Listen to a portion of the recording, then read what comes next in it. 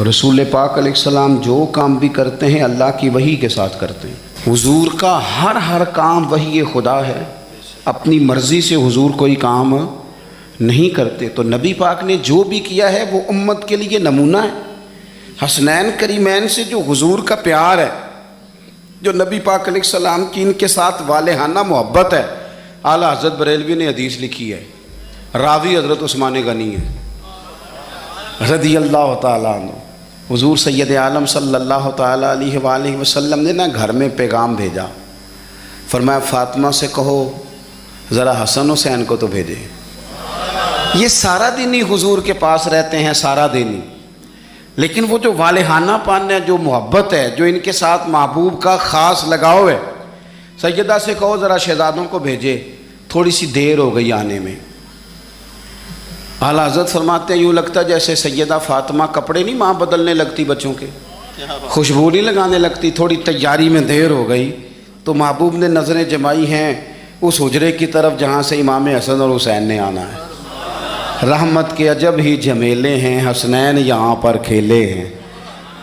تو دونوں شہزادوں جب دروازہ کھلا تو حضرت عثمان غنی کہتے ہیں بچے جب نکلے نا دونوں، تو یہ کوئی 10 15 50 100 میل دور سے تھوڑی آ رہے ہیں، تو یہیں رہتے ہیں محبوب کے قرب خاص میں، انہیں سایہ کرم ہر وقت نصیب ہے۔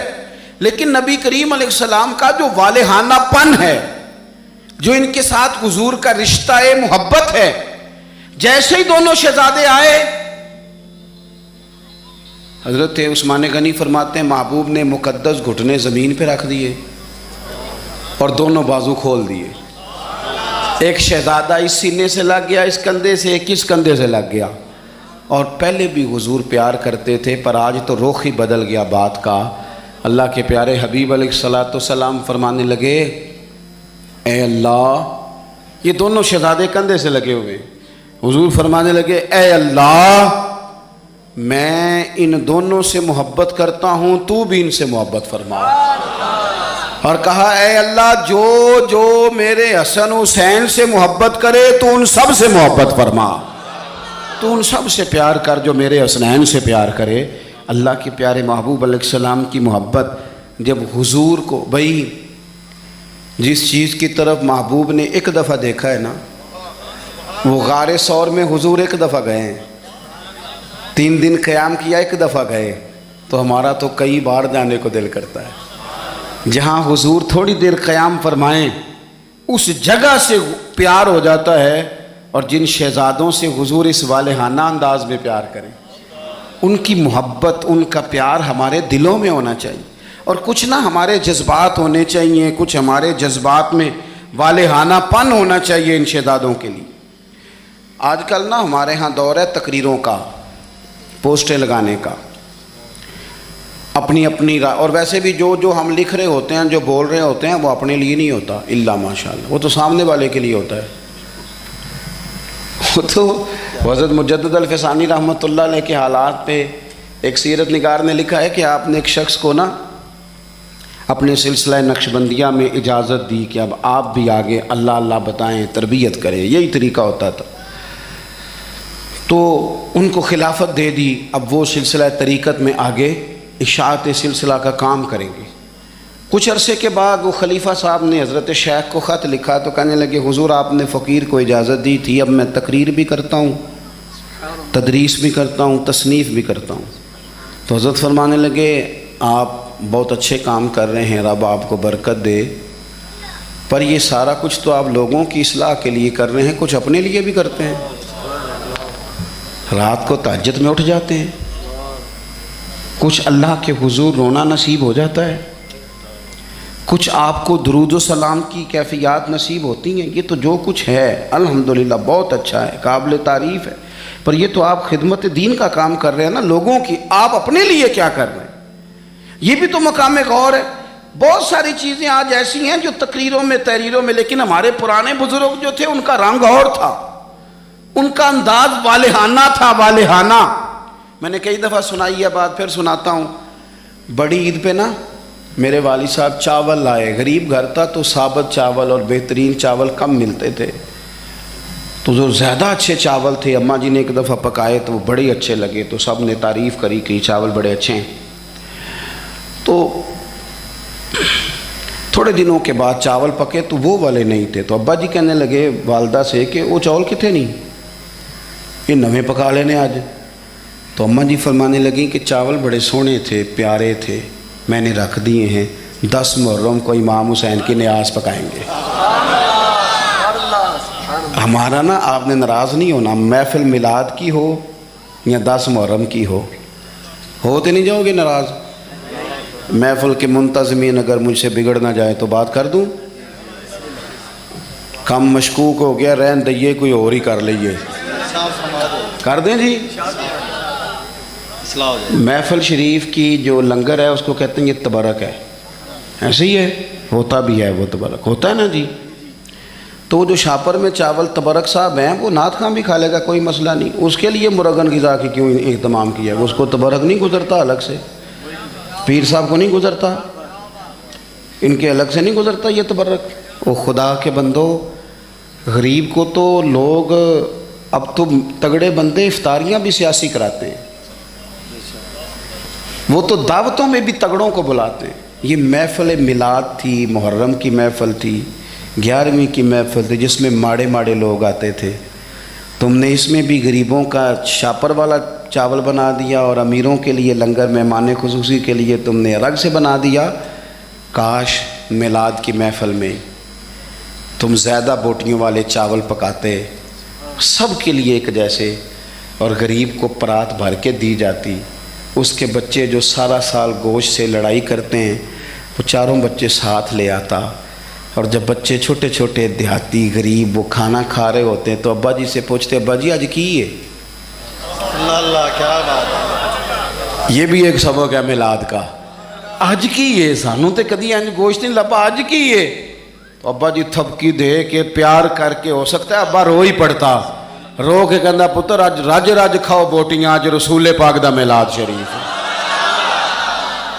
مجھے بتلاؤ نا۔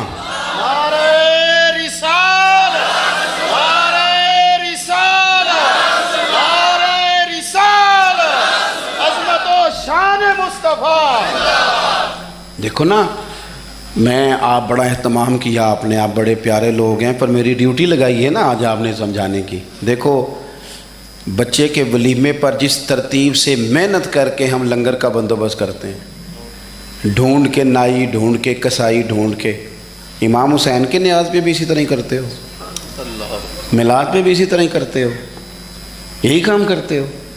ایک مثال اور دیتا ہوں، میں نے اپنے ماں باپ سے سیکھا یہ ادب، اور وہ پڑھے لکھے نہیں تھے، سادہ تھے۔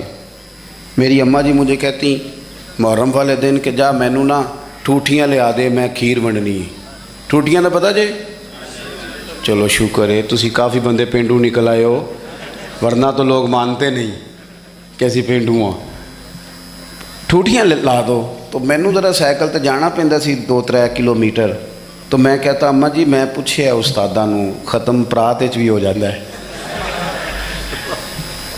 آپ دلا لیں ہو جاتا ہے، پلیٹوں میں بھی مطلب کوئی مسئلہ نہیں۔ اماں جی کہندے تو نا اپنے مسئلے رکھ اپنے کول، میں نے ٹوٹیاں لے آ کے دی، تو وہ چلے جاتا۔ ایک دن میں تھوڑا سا نا تنگ ہو کے بھی گیا، یار حد ہو گئی ہے، اماں جی مسئلہ سمجھتی نہیں، میں اتنے بڑے مفتیوں کا قول سنا رہا ہوں۔ امام اعظم ابو حنیفہ کی والدہ، امام صاحب کے ایک شاگرد تھے، وہ واعظ تھے، بڑی زبردست تقریر کرتے تھے۔ امام صاحب کی ماں کہتی جاؤ مجھے اس سے مسئلہ پوچھ کے بتاؤ، تو امام صاحب کہتے اماں مجھ سے مسئلہ پوچھ لے، تو ماں کہتی تو بچہ ہے، ماں کے لیے تو بچہ ہی تھے نا، وہ اس سے مسئلہ پوچھیں۔ تو حضرت امام صاحب اپنی والدہ کا وہ استفتاء سمجھیں لے کے اس شاگرد کے پاس جاتے، مسئلہ کہتا استاد جی مجھے تو نہیں نا مسئلے آتے، آپ بتائیں۔ تو امام صاحب کہتے میری اماں تیرے نام پہ مطمئن ہوتی ہے، یہ احترام دیکھو۔ فرماتے اچھا میں تجھے اس سوال کا جواب بتاتا ہوں، پھر تو مجھے بتا، اور پھر میں اپنی اماں کو جا کے بتاؤں گا، تاکہ میری بوڑھی ماں سادی طبیعت ہے وہ ذرا اطمینان میں آ جائے گی۔ وہ میری اماں جی مجھے کہنے لگی ٹوٹیاں تے لے آنیاں ہی پینیاں نے، میں چلا گیا لے کے آیا، لا کے میں نے پیش کر دی۔ تو میں نا اس دن تھوڑا سا میں نے پوچھا گھبرا کے، میں کہ اماں جی مثلا ٹوٹیاں دی ایڈی لوڑ کا دیے، بغیر ٹوٹیاں تو نہیں امام حسین دے نام دی کھیر ونڈی جاندی، ضرورت کی ہے؟ تو اماں جی کو پتہ تو تھوڑا غصے میں گیا ہے، پسینے میں شرابور واپس آیا ہے، تو ان کا لہجہ وہ ہو گیا جو ماں کا پھر سمجھانے کا لہجہ ہوتا ہے۔ مجھے تھپکی دی، 10 روپے بھی اضافی دیے خرچے کے، اور ساتھ کہنے لگی پتر ویکھے نا حضور دی اولاد دے نام تے کسے نو کھیر دینی، پھر انہوں آکھنا ساڈا پانڈا دے کے جا، نبی پاک دی اولاد دے نام تے جو دے چھڑیا سو دے چھڑیا، ختم ہو گئی بات، ختم ہو گیا۔ اب اسے کہنا برتن دے کے جا، اس لیے پلیٹیں بھی جائیں یہ حضور کی اولاد کے نام کا لنگر۔ تیری نسل پاک میں ہے بچہ بچہ نور کا، تو ہے نے نور تیرا سب گھرانہ نور کا۔ تو ایک تو ان سے والہانہ پن۔ پانچویں اور آخری بات، اپنے بزرگوں کے صرف دن نہیں منانے، دین صرف منانے نہیں آیا دنیا میں، دین تو اپنانے کے لیے آیا ہے۔ ہم نے نیرے دن نہیں منانے، نیرا اپنا سند ہی مضبوط نہیں کرنی، احترام بھی کرنا ہے حد درجے، لیکن جو ان کی سوچ ہے، جو ان کی فکر ہے، جو ان کا مزاج ہے۔ دو باتیں حضرت عمر فاروق رضی اللہ تعالیٰ عنہ میں اور امام حسین میں ایک جیسی ہیں، کامن ہے۔ ایک تو ان دونوں کا مصلی سے پیار، 100 رکعت نماز نفل پڑھتے تھے حضرت سیدنا امام حسن اور حسین فرضوں کے علاوہ۔ جو 5 بھی پوری نہیں پڑھتا وہ کہتا ہے مجھ سے بڑا امام حسین کا محب بھی کوئی نہیں۔ 5 آپ دیکھیں نا، 9-10 محرم کی درمیانی رات یزید کی فوجوں نے جب کہا کہ حسین یا جنگ یا بیعت، دو ہی باتیں، تو امام حسین رضی اللہ تعالیٰ عنہ فرمانے لگے ایک رات کی مہلت دے دو، صبح بات کریں گے۔ وہ چلے گئے۔ حضرت عباس رضی اللہ تعالیٰ عنہ عرض گزار ہوئے، حضور جو فیصلہ آپ نے صبح کرنا ہے مجھے تو ابھی اس کا پتہ ہے، بیعت تو آپ نے کرنا نہیں، تو آپ یہ سوچیں گے پتہ نہیں کوئی گنجائش نکالنے لگے ہیں، یہ عجیب سے لوگ ہیں، آپ نے رات کیوں لی؟ تو امام حسین فرمانے لگے عباس تیرا کیا خیال ہے، میں نے سوچنے کے لیے رات لی ہے۔ حضور کس لیے؟ تو فرمانے لگے تجھے پتہ ہے نا مجھے مصلی سے بڑا پیار ہے، تجھے پتہ ہے نا مجھے اللہ کی بارگاہ میں سجدہ کرنا کتنا سکون دیتا ہے، صبح میدان لگے گا، امید شہادت کی ہے، میرا دل کرتا ہے کہ رات رہ گئی ہے، رج رج کے اپنے رب کو سجدہ نہ کر لوں۔ امام علی مقام کے ماننے والوں کا سجدے سے پیار کیوں نہیں؟ عبادت آپ یقین کریں 1.5 گھنٹے کی باتیں، نیری گپ شپ، کوئی لینا دینا نہیں۔ یہ کون صاحب ہیں؟ کہتے ہیں یہ درویش ہوتے ہیں۔ اچھا جناب، درویش صاحب 1.5-2 گھنٹے گپ شپ لگائی، ادھر کی ادھر کی، فلانے کی اس کی کہانیاں سنائی، نماز کا ٹائم ہوا تو کہتے مولویوں کا کام ہے، خدا سے ڈر۔ تو کس طرح کے لوگوں کی طرف ہم نے توجہ کر لی ہے؟ حضرت فاروق اعظم، حضرت عثمان غنی نے نا حضرت عمر کے وصال کے بعد ان کی ایک بیوہ سے نکاح کیا۔ خاتون عرض کرنے لگی حضور میں تو بڑھاپے کی طرف میرا سفر ہے، کسی خدمت کے قابل نہیں، تو میرے ساتھ نکاح سمجھ میں نہیں آیا۔ فرمانے لگے خدمت کے لیے نکاح نہیں کیا، میں عمر کی عبادت سے بڑا متاثر ہوں، اتنی محنت، اتنی جد و جہد، اتنی خلافت کی پابندیاں، اتنے کام کے باوجود مصلی پہ بیٹھتے ہیں تو مزہ آ جاتا ہے۔ فرمانے لگے میں نے انہیں مسجد میں رج کے سجدے کرتے دیکھا ہے، تجھ سے نکاح اس لیے کیا ہے کہ آپ مجھے بتائیں گی کہ سیدنا عمر گھر کی 4 دیواری کے اندر اپنے رب کو کس طرح یاد کرتے، مجھے بتائیں۔ یہ سجدوں سے دلچسپی، عبادتوں کا شوق، تلاوتوں کی لذت، درود و سلام کا ذائقہ، ہماری نا روحانی زندگی موبائل نے بڑی بے آباد کر دی ہے۔ 10 منٹ ملے نہیں تو موبائل کھولا نہیں۔ جو سب سے ضروری اور اہم کام تھا وہ تو یہ تھا کہ 10 منٹ ملتے تھے، صحابہ کو وہ نفل نیند لیتے تھے، اللہ کے ولی درویش وہ اللہ اللہ کرنے کو ترجیح دیتے تھے، مزاج نہیں۔ ایک تو یہ بات اچھی طرح باندھ لیں امام علی مقام سے محبت کرنے سیدنا فاروق اعظم سے، اور دوسری بات یہ کہ باطل سے کبھی سمجھوتا نہیں، باطل کے لیے گنجائش نہیں۔ ہم مختلف حکمتیں، مختلف مصلحتیں، مختلف کہانیاں چھیڑ کے باطل کے لیے گنجائش پیدا کرتے ہیں۔ ہم یہ آپ دیکھ لیں ہمارے ملک میں کیا ہو رہا ہے۔ وہ ایک دوست آئے تھے میرے پاس جمعے سے 4-5 دن پہلے، بزرگ بندے کبھی کبھی آ جاتے ہیں، تو مینوں کہنے لگے پیر صاحب ہے بھلا کی ہو رہا ملک وچ؟ میں کہ جی سب دے سامنے ہی ہے۔ فرمان لگا جی تو بچپن چ کھیڈی دا سی نا تے کھیڈ دا ہار جیت دا نتیجہ نہ منن دا ارادہ ہوندا سی تے ادوں آکھی دا نہیں دوبارہ کرو تساں رود ماریا ہے، کہتے ہیں یہی کچھ ہو رہا ہے صبح و شام۔ اور آپ دیکھیں مذاق اتنا زیادہ ہے، اب تو باہر کے ممالک ہمیں کہتے ہیں کہ کس طرح کے لوگ ہو تم، صرف مذاق نہیں کسی کے ساتھ ہو رہا ہوتا، صبح و شام مذاق ہو رہا ہے، حد ہو گئی۔ یعنی ایک بندہ اٹھا اس نے کہا میں ہر بندے کو روٹی کپڑا اور مکان دوں گا، اس پر اس نے حکومت قائم کر لی، ہوئی کہ نہیں آپ کے ملک میں؟ پھر دیا اس نے سب کو روٹی کپڑا اور مکان۔ پھر ایک اٹھا تو اس نے کہا قرض اتارو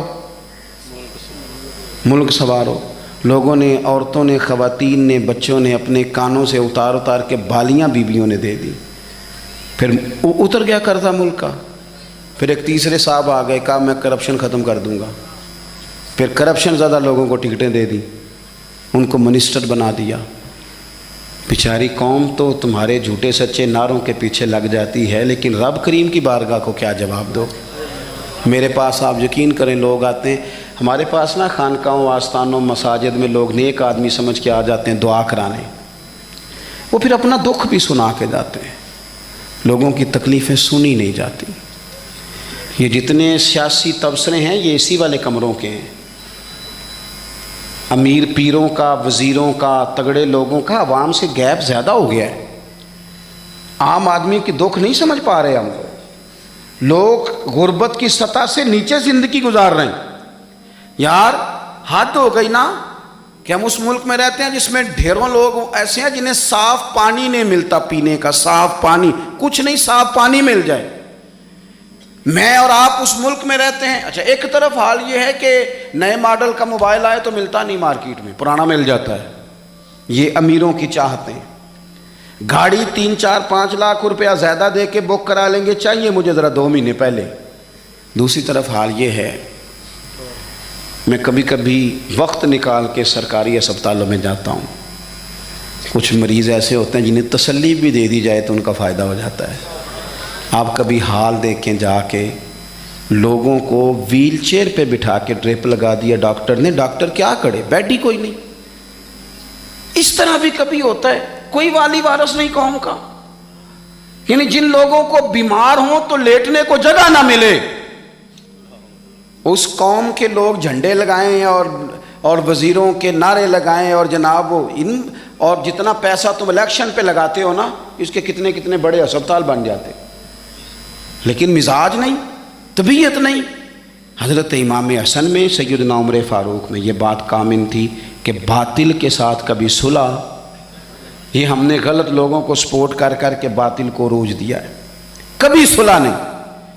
انہوں نے کہا جو باطل ہوتا ہے وہ بہرحال باطل ہوتا ہے، یزید اگر باطل ہے تو بڑی حکمتیں تھیں امام حسین کے سامنے، بڑا کچھ ہو سکتا تھا، چلو باہر نکلتے ہیں ذرا لوگ کٹے۔ ہمیں بھی لوگ کہتے ہیں آپ سیاسی بات نہ کیا کریں، وہ بعض لوگ مختلف جماعتوں کے آئے بیٹھے ہوتے ہیں تو فلان ہو جاتا ہے، تو میں نے کہا کیا ہو جائے گا، کیا بات کرتے ہیں آپ، کیا حیثیت ہے ہماری، نہیں کوئی ہم سے دلچسپی لیتا تو نہ لے، ہماری جو ڈیوٹی ہے وہ اذان بھی پوری نہ پڑے، وہ بھی دیکھ کر پڑے کہ فلانا بندہ ناراض نہ ہو جائے، جس کی طبیعت میں جو آتا ہے وہ کرے۔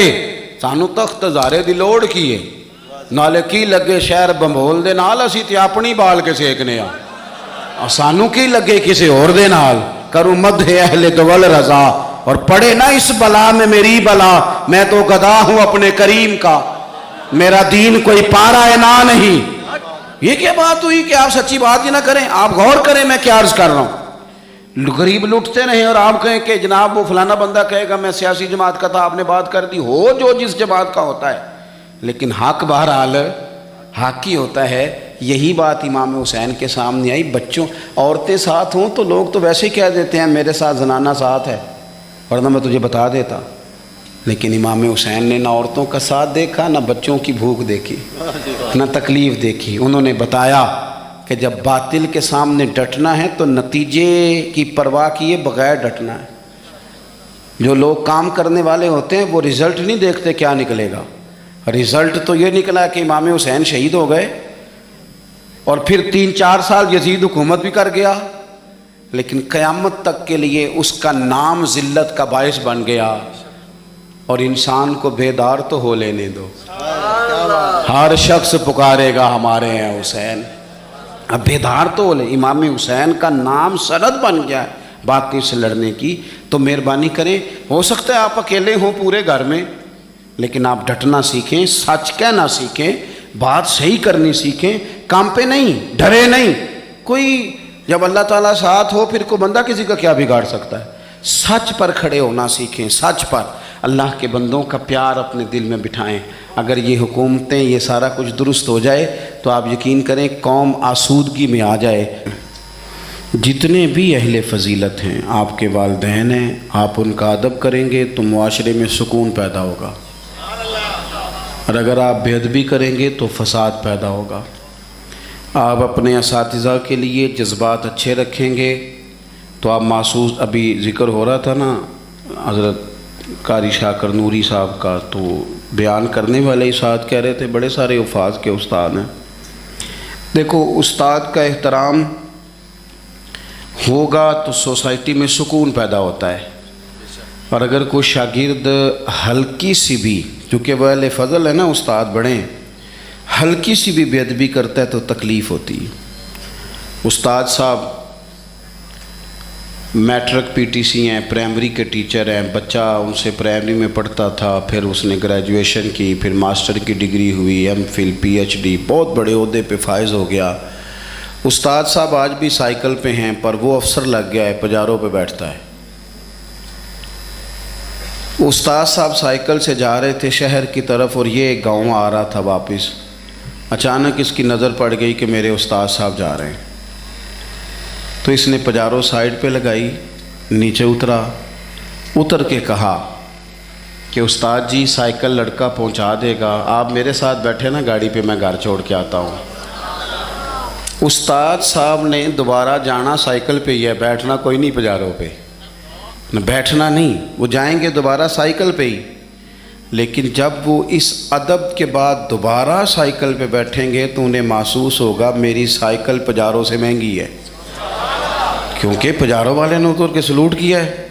جب آپ احترام کرتے ہیں نا, یعنی ایک بندہ دیتا ہے مسجد میں چندہ,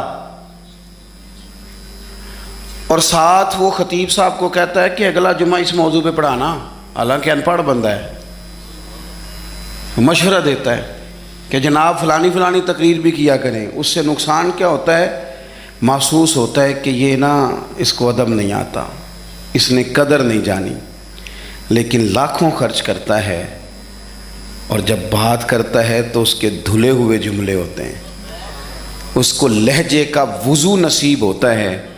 وہ آگے کہتا ہے جناب اگر آپ مناسب سمجھیں تو ایک چھوٹی سی گزارش میری بھی مان لیں, تو آپ یقین کریں کہ وہ جس کو وہ کہہ رہا ہوتا ہے نا, وہ بات بھی مان لیتا ہے اور دعا بھی دیا کرتا ہے.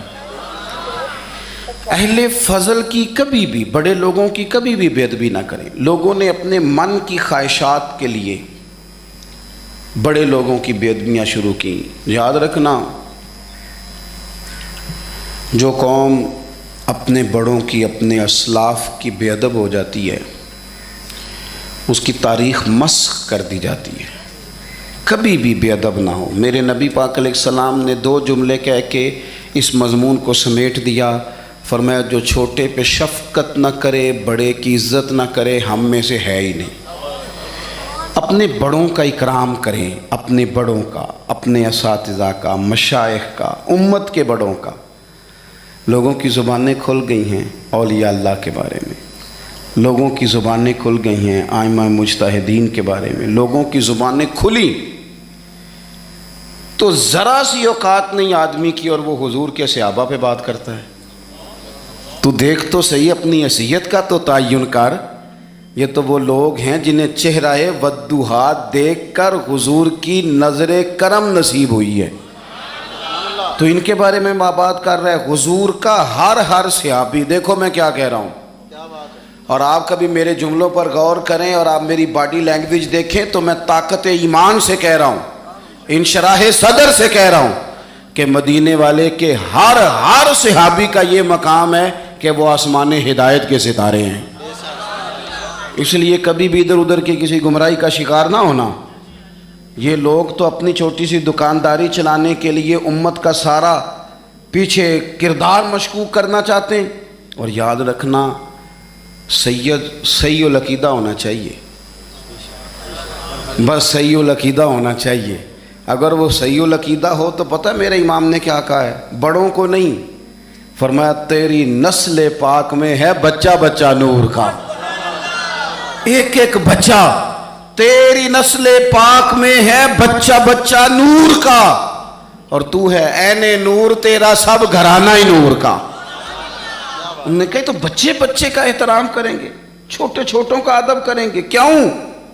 اس لیے کہ حضور کی اولاد پاک ہے۔ ہم تو استاد کے بچے کا بڑا احترام کرتے ہیں، ہم تو شیخ کے بچے کا بڑا احترام کرتے ہیں، اور جو مدینے والے کی اولاد ہو اور رسلاں نال جے نیکی کریے تو نسلاں تاک نہیں بھول دے۔ ہم کیسے بھول سکتے ہیں حضور کی اولاد پاک کا احترام؟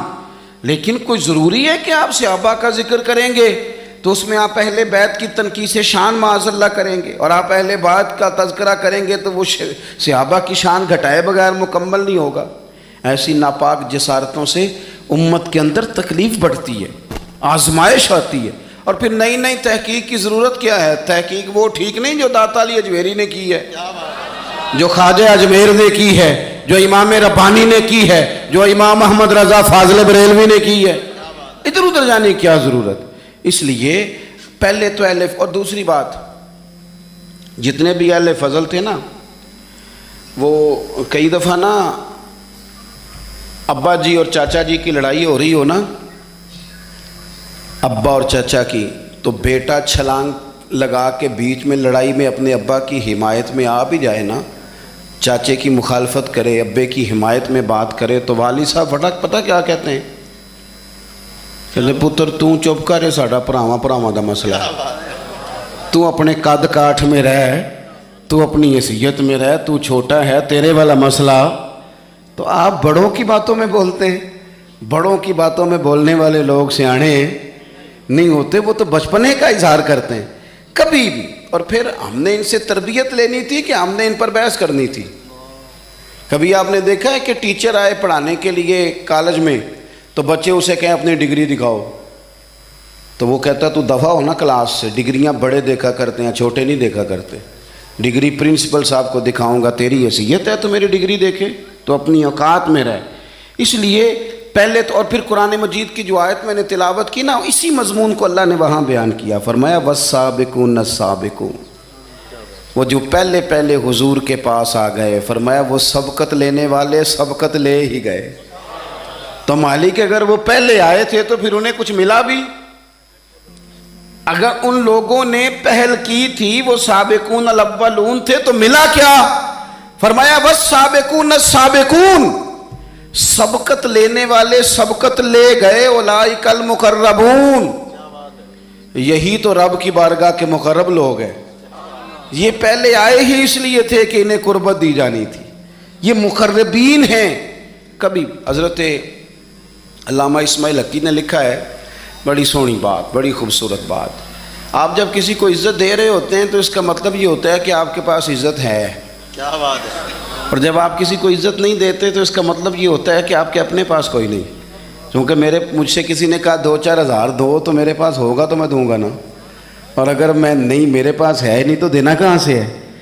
علامہ اسماعیل حقی رحمۃ اللہ نے لکھا ہے کہ نبی پاک علیہ السلام تشریف فرما ہیں، حضور کے صحابہ کی ایک جماعت بارگاہ میں بیٹھی ہے، حضرت صدیق اکبر بھی حضور کے بالکل قریب بیٹھے ہیں، وہ آج بھی حضور کے قریب ہی، وہ آج بھی حضور کے قریب ہی ہیں، قریب بیٹھے۔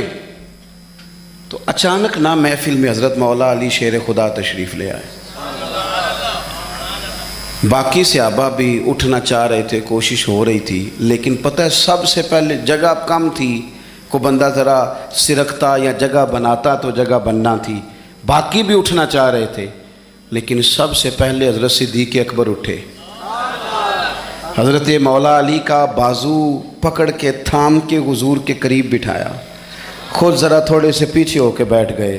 اب بولا نہیں کوئی، وہاں لوگ کم باتیں کرتے تھے، وہاں لوگ بولا ہے پائے نظر ہوش میں آ یہ کوہ نبی ہے، آنکھوں سے بھی چلنا یہاں بے ادبی ہے، لباں تے موراں لگیاں بولن دی جاچ بھول گئی، اوتھے زباناں تائیں کھولن دی جاج بھول گئی تے جا کے مدینے اتھرو میرے سوال بن گئے.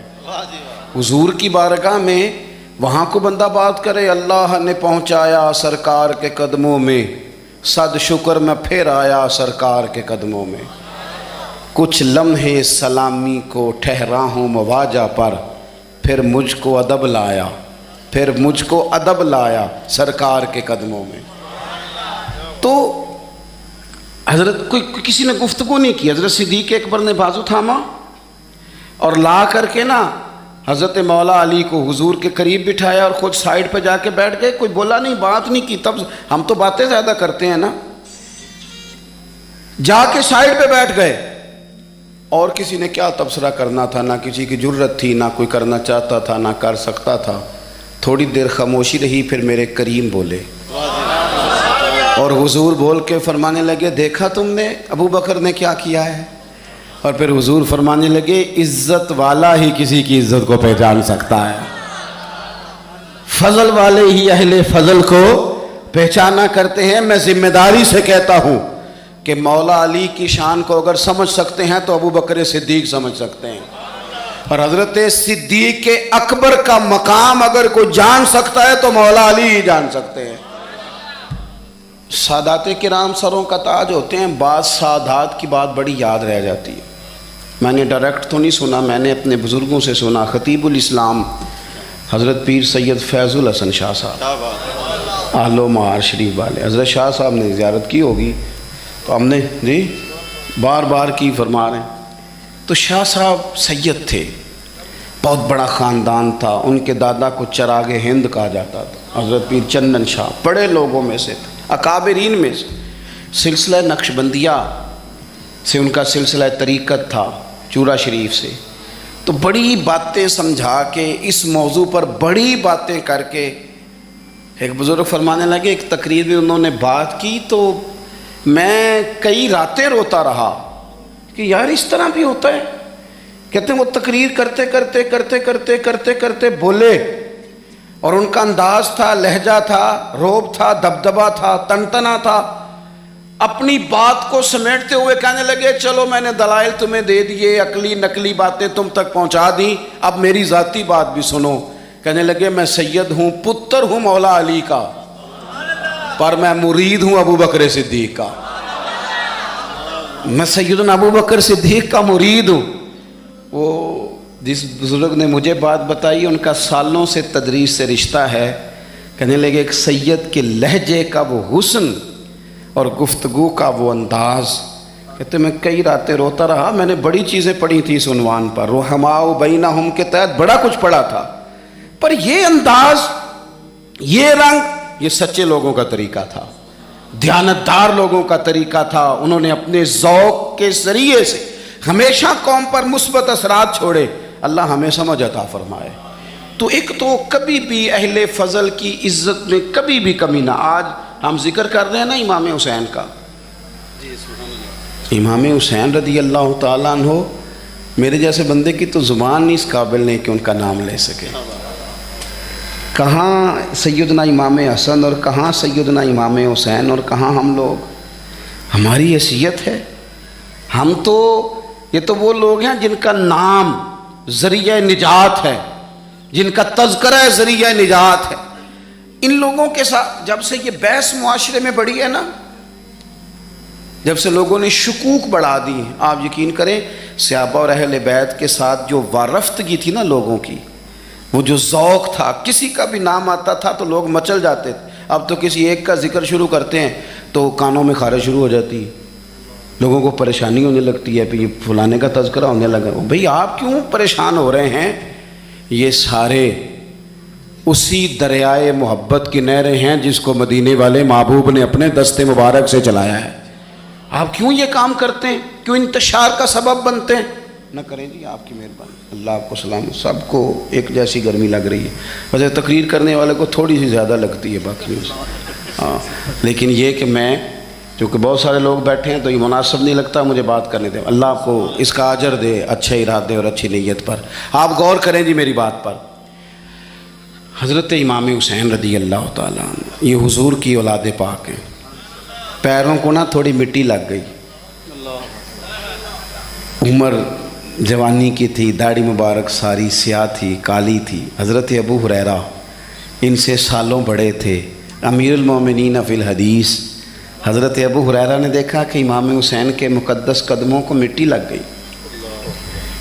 किसी से भी कहा जा सकता था ज़रा इमाम साहब की तवज्जो कराना, ये ज़रा मिट्टी उतार देना, लेकिन हज़रत अबू हुरैरा झट से उठे, अपनी पगड़ी खोली, उसका पल्लू लिया और हज़रत इमाम हुसैन के पैरों से मिट्टी साफ़ करनी शुरू कर दी।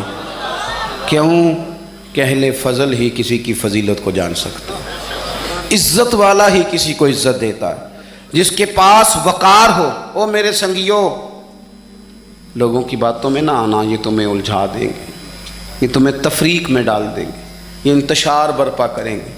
ये वो हसीन जमात है जो हुजूर के सामने बैठा करती थी। इनसे प्यार करना, इनसे मोहब्बत करना। आप कभी तिरमिज़ी की एक हदीस पढ़ें तो मर जाने को जी करता है। हुजूर ने फरमाया था, मेरे सहाबा के बारे में अल्लाह से डरना, मेरे बाद इन्हें अपनी ज़ुबानों का निशाना न बनाना। काश कोई इन जुमलों का दर्द समझ सके। फरमाया रब से डरना, और करीम फरमाने लगे, जिसने इनसे मोहब्बत की मेरी मोहब्बत की वजह से मोहब्बत की, और जिसने इनसे अदावत रखी मेरी वजह से रखी। कभी भी किसी में, और जो हुजूर की औलाद है, सहाबा कराम ने एक जगह कुछ नजराना जमा किया और जमा करके कहा कि हुजूर की बारगाह में पेश करना है। अखराजात बहुत ज़्यादा हैं और ज़ाहिरी वसाइल उस तरतीब से नहीं हैं। ये नजराना हर महीने पेश करना है। जब वो लेके हुजूर की बारगाह में गए ना, तो अल्लाह ने कुरान नाजिल कर दिया। फरमाया, महबूब इनसे कह दो, ला अस्अलुकुम अलैहि अजरा, मैं तबलीग दीन पर तुमसे कोई अजर नहीं मांगता, इल्लल मवद्दत फिल कुर्बा, बस मेरे करीबियों से प्यार करते रहना, मेरे करीबियों से मोहब्बत करना, प्यार करना करीबियों से। ये अलीउल मुर्तज़ा हैं, ये फ़ातिमा हैं, ये इनका ख़ानदान है, ये खतीजा हैं, ये आयशा हैं, ये मैमूना है, ये हफ्सा है, इनसे प्यार करना, मेरे करीबियों से मोहब्बत करना। हमारे दिलों में हुजूर की औलाद का प्यार होना चाहिए, तबीयतों में एहतराम होना चाहिए, हमारा मिजाज, हमारा दिल उनके लिए धड़कना चाहिए, हमारे लहजे, हमारे अंदाज हमेशा उनके हक में नरम होने चाहिए। मैं कह चुका हूँ, सैयद का सिर्फ अकीदा ठीक होना शर्त है, बाकी आप तहकीक और तफ्तीश में ना पड़े, वो जाने रब जाने। आप कोशिश फरमाएं, हमारी औलादें, हम खुद एक और अहले फजल का अदब कभी ना छोड़ें। दूसरी बात आपसे ये अर्ज़ करनी है, इसको अच्छी तरह समझ लें कि कौमें अपने असलाफ से बड़ी होती हैं हमेशा। बड़ा हम होता ही वो है जिसका कोई बड़ा होता है, जिसका कोई बड़ा नहीं होता वो कभी भी बड़ा। ये कुछ अरसे से ट्रेंड चला है, अगरचे ये दुरुस्त नहीं है। आप किसी सुनार की दुकान पे जाएं तो उसने अपने पीछे ना अपने वालिद साहब की और दादा की फ़ोटो लगाई होती है। हकीम की दुकान पे चले जाएं, कपड़े वाली दुकान पे चले जाएं तो उसने पीछे अपने दादा की, वालिद की फ़ोटो लगाई होती है। अगरचे ये दुरुस्त नहीं, तस्वीरें नहीं लगानी चाहिए। तस्वीरें उनके क्या, पीरों की भी नहीं लगानी चाहिए। जहाँ तस्वीर होती है वहाँ नमाज कैसे पढ़ी जाएगी? फरिश्ता रहमत का नहीं आएगा। ये तो अब एक ज़रूरत बन गई। तो अब ज़रूरत क्या, अब तो खैर नफसियाती मसला बन गया हमारा, ये नफसियाती मसला है। यानी सलाम बाद में, फ़ोटो पहले, यानी सियाने सियाने लोग। और ये हमें ऐसे खेल तमाशे में लगाया गया है कि मैं ढेर सारे लोगों पर गौर करता हूँ, फिर उनके लिए दुआ करता हूँ कि या अल्लाह इनकी मदद फरमा।